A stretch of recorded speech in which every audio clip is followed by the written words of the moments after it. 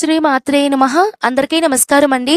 ఇవాల్టి వీడియోలో మనకి 2025వ సంవత్సరంలో జనవరి 30వ తేదీ నుంచి ఫిబ్రవరి 7వ తేదీ వరకు శ్యామలాదేవి నవరాత్రులు అనేటివి మనకి వస్తున్నాయండి.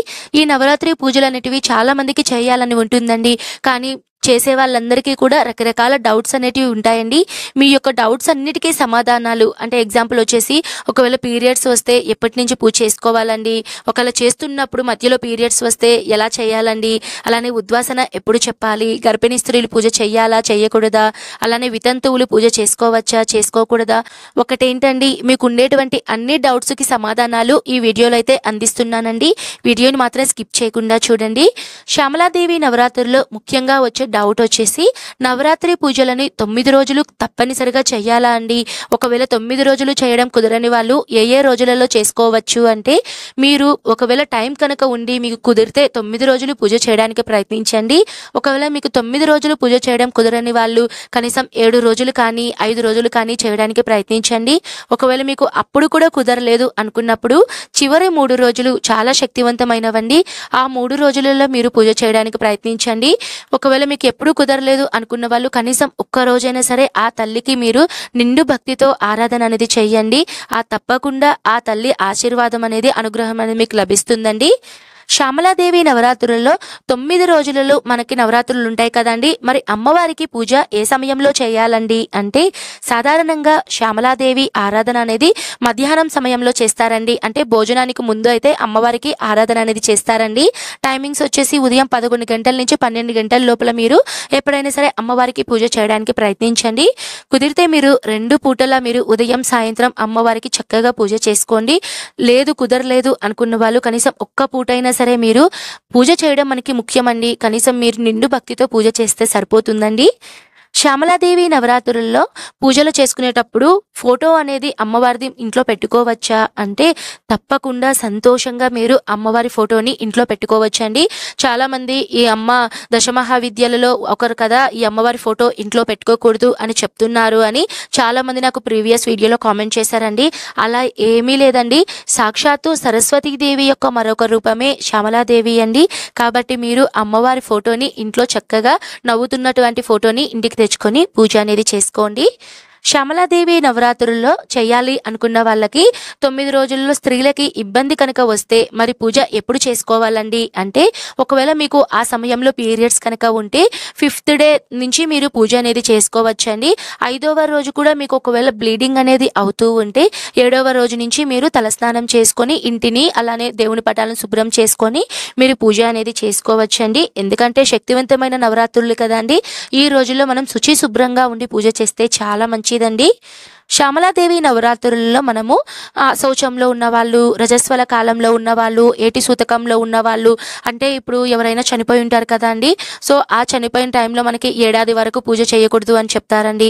అలానే ఎవరైనా సరే ఇంట్లో చిన్నపిల్లలు మెచ్యూర్ అయి ఉంటారు కదా అండి. సో మెచ్యూర్ అయినప్పుడు ఇలాంటి టైంలో పూజలు అనేటివి చేయకూడదండి. చెప్పాను కదండి, నవరాత్రులు అనేటివి చాలా శక్తివంతమైన కాబట్టి ఈ సమయంలో ఇలాంటి టైంలో ఉన్న వాళ్ళు పూజ అనేది చేయకూడదండి. శ్యామలాదేవి నవరాత్రుల్లో కలశం అఖండ దీపం తప్పనిసరి పెట్టుకోవాలా, ఒకవేళ ఆనవాయితీ లేని వాళ్ళు ఎలా చేసుకోవాలండి అంటే, కలశం ఆనవాయితీ అనేది తప్పకుండా పెట్టుకోవాలి అన్న నియమం అయితే ఏమీ లేదండి. ఒకవేళ మీ ఇంటి ఆనవాయితీ ప్రకారం ఉంటే మీరు పెట్టుకోవచ్చు. లేదు మీకు ఆనవాయితీ లేదు అనుకున్న వాళ్ళు ఈ కలశం ఉండేటువంటి ప్రాసెస్ని స్కిప్ చేసేసి మీరు అమ్మవారికి యథావిధిగా పూజ అనేది చేసుకోవచ్చండి. కలశం అఖండ దీపం ఆనవాయితీ ఉన్న వాళ్ళు పెట్టుకునే వాళ్ళు తప్పకుండా 9 రోజులు నియమ నిష్టలతో మీరు ఉండాలండి. చాలా కఠినంగా ఉండాలండి. అందుకని చాలా మంది నవరాత్రులు అయితే చాలా సింపుల్గా నిత్య పూజలాగా అమ్మవారికి కలశం లేకుండా పూజలు అనేటివి చేస్తూ ఉంటారండి.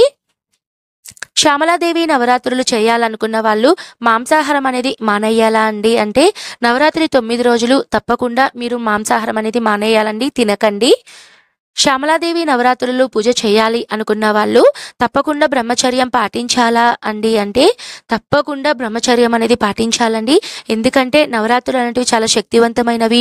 ప్రతిరోజు ఒక్కొక్క రోజు ఒక్కొక్క ప్రత్యేకత అనేది ఉంటుందండి. ఒక్కొక్క అమ్మవారి శక్తి అనేది ఆ అలంకరణలో మనం ఆరాధిస్తాం కాబట్టి ఈ 9 రోజులు తప్పకుండా బ్రహ్మచర్యం అనేది పాటించాలండి.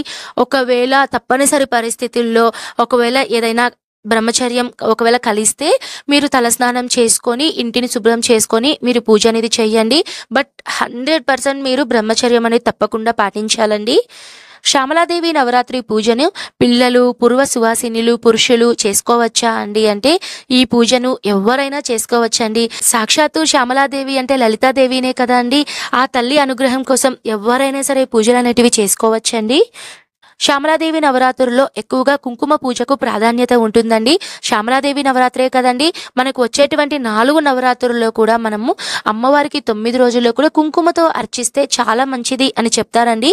ఈ కుంకుమ పూజను వితంతువులు చేయవచ్చా అంటే వితంతువులైతే కుంకుమ పూజ చేయకూడదు అని చెప్తారండి. మీ ఇంట్లో ఉండేటువంటి అమ్మాయిలతో ఎవరైనా చిన్నపిల్లలు కానీ కోడలు కనుక ఉంటే వాళ్ళతో కుంకుమ పూజ అనేది చేపించండి. శ్యామలాదేవి నవరాత్రి పూజను గర్భిణీ స్త్రీలు పూజలు చేసుకోవచ్చా అంటే 5వ నెల తర్వాత మీరు పూజనైతే చేయకూడదు అని చెప్తారండి. 5వ నెల తర్వాత పురిటి మైలుతో సమానం అని చెప్తారు. కాబట్టి ఆ సమయంలో పూజలు అనేటివి చేయకూడదు. 4వ నెల లోపల మీరు ఎప్పుడైనా సరే పూజ అనేది చేసుకోవచ్చండి.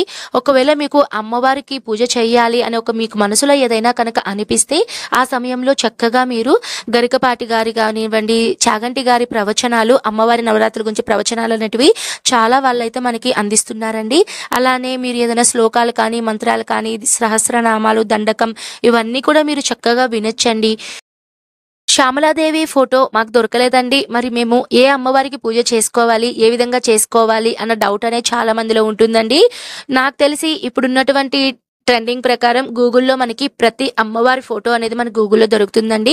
కుదిరితే మీరు ఒక కలర్ ప్రింట్ అనేది తీసుకొని లామినేషన్ అనేది చేసుకోండి. నాకు తెలిసి ఒక 30-40 రూపీస్ లోపలే మీకు అమ్మవారి ఫోటో అనేది వచ్చేస్తుందండి. నేను కూడా ప్రతి సంవత్సరం నేను శ్యామలాదేవి నవరాత్రులు అనేటివి నార్మల్ ప్రింట్ అనేది తీసుకొని నేను అమ్మవారి ఫోటో అనేది పెట్టుకొని పూజ చేసుకుంటున్నానండి. ఒకవేళ మీకు అలా కూడా చేయలేని పరిస్థితులు కనుక ఉంటే మీరు ఇంట్లో లలితాదేవి ఫోటో ఉన్నా, దుర్గాదేవి ఫోటో ఉన్నా, సరస్వతీదేవి ఫోటో ఉన్నా కూడా మీరు ఇంట్లో పెట్టుకొని చక్కగా శ్యామలాదేవి రూపంలో మీరు ధ్యానించి పూజ అనేది చేసుకోండి. శ్యామలాదేవి నవరాత్రుల్లో కలశంలో వేసిన వస్తువులను ఏం చేయాలండి అంటే ముందుగా కలశం కింద పెట్టుకున్నటువంటి బియ్యం ఉంటాయి కదండి, ఈ బియ్యాన్ని ఏదైనా నైవేద్యంగా కానివ్వండి లేదా పక్షులకు మీరు ఆహారంగా వేస్తే చాలా మంచిదండి. కలశం మీద పెట్టినటువంటి టెంకాయని మీరు ఇంట్లో ఏదైనా సరే తీపి నైవేద్యం అలాంటి వాటికైతే మీరు ఉపయోగించుకోవచ్చండి. లేదు అనుకున్న వాళ్ళు ఏదైనా పారే నీళ్ళల్లో ఆ టెంకాయని అయితే వేస్తూ ఉంటారండి. మరి కొంతమంది ఆ టెంకాయని ఇంటికి గుమ్మం దగ్గర కట్టుకుంటూ ఉంటారండి, అలా కూడా చేసుకోవచ్చండి. అలానే అందులో వేసినటువంటి మంగళకరమైన వస్తువులను మీరు బీరువాలో డబ్బులు పెట్టే స్థానంలో కానీ, పర్సుల్లో కానీ ఎక్కడైనా పెట్టుకుంటే చాలా మంచిదండి. అలానే ఆ కలశం మీద పెట్టినటువంటి జాకెట్ని మీ అత్తగారు కానివ్వండి లేదా మీరు పూజ చేసిన వాళ్ళు ఆ జాకెట్ని అయితే తీసుకుంటే చాలా మంచిదండి. అందులో వేసినటువంటి కలశం నీళ్ళని ముందుగా అయితే ఇంట్లో సంప్రోక్షణ చేయాలండి. తర్వాత తీర్థంగా కూడా స్వీకరించాలి. తర్వాత తులసి చెట్టు కానివ్వండి, ఏదైనా పచ్చని చెట్టు దగ్గర కానీ మీరు ఆ నీళ్ళని వేస్తే చాలా మంచిదండి. ఎవరు తొక్కని ప్లేస్లో అయితే మీరు ఆ నీళ్ళని అయితే వేయాలి. లేదు అనుకున్న వాళ్ళు పారే నీళ్ళల్లో మీరు ఆ నీటిని అయితే కలిపేయాలండి. శ్యామలాదేవి నవరాత్రుల్లో చాలా మందికి వచ్చే సందేహం ఏంటంటే ఉద్వాసన అనేది ఎప్పుడు చేయాలండి అంటే మనకి 2025వ సంవత్సరంలో ఫిబ్రవరి 7వ తేదీ శుక్రవారం రోజైతే మనకి 9వ రోజు అయితే వచ్చిందండి. శుక్రవారం రోజున ఉద్వాసన చేయవచ్చా చేయకూడదా అంటే నార్మల్గా శుక్రవారం రోజున మనము ఎవరికైనా డబ్బులు ఇవ్వడం కానివ్వండి, ఇంట్లో నుంచి ఒక్క వస్తువు కూడా బయటకైతే మనం పంపేమండి. అలాంటిది సాక్షాత్తు అమ్మవారిని మనం ఇన్ని రోజులు ఇంట్లో పెట్టుకుని పూజ చేసుకున్నప్పుడు శుక్రవారం రోజున మనం అమ్మవారిని పంపించాం కదా అండి.